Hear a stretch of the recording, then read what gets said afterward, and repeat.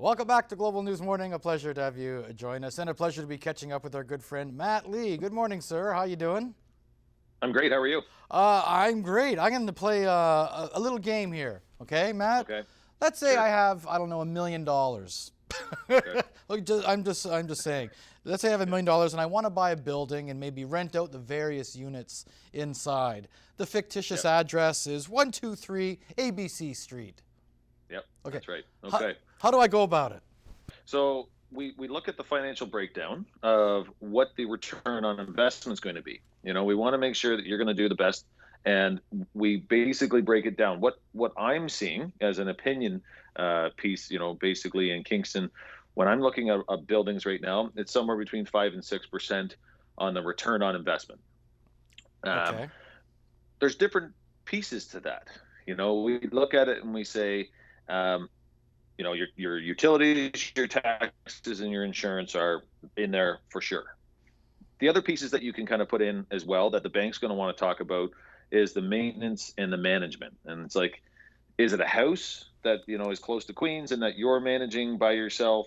Is it a sixplex building that are you managing this, or is a property manager managing this? They Mm. want to know how much money's coming in and out, right? So what I did was I broke something down here for us to look at and say, this is $1 million building, and we have $66,000 in income.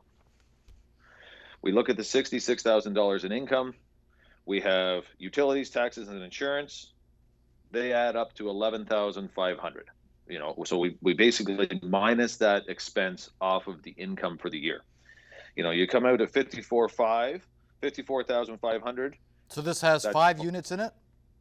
we're going to call this one, 5 units, or it's a house. I mean, basically, we could use this as different examples because it's it's kind of in that price range, or in that income range, that it could be either. Okay. So we'll talk about it. It's a 5.45% return on investment. So like it's 5.5%.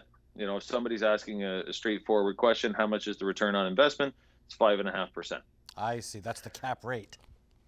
That's right. So Okay. we look at that, and somebody says, "What am I putting in the bank right now, and what's my return at the bank?" Well, it's half a point, or it's 0.75%. So we look at this and we say, how do we maximize on the real estate? I mean, whether I was in real estate or not, I think it's a good investment, because you look at this and you say, okay, people are going to move out, rents are going to change. You're starting at 5.5%. You know, not only that, but we're looking at how much is that building increasing each year in inflation. Those are just one of the many So variables. Yeah. that's right. So we have tons of variables to this. I mean, one is, yes, tenants will turn over. If you put a bit of money into the units, will the rent go up? You know, will all of these different pieces come into play, and then the inflation. Is the inflation, the normal time in Kingston was 5 to 7%. The past couple of years it has been 10 to 14%. So, the buildings went up in X amount of dollars. So we're looking at this and saying, whether it's a house or it's a building, you're looking at it from an investment point of view. You want to talk to your bank, you want to talk to your real estate person, and you want to talk to probably a financial advisor, and, make sure that you feel comfortable with, this is what we're going to go and do.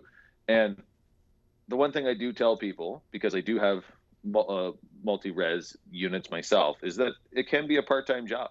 You have to organize contractors to do some work.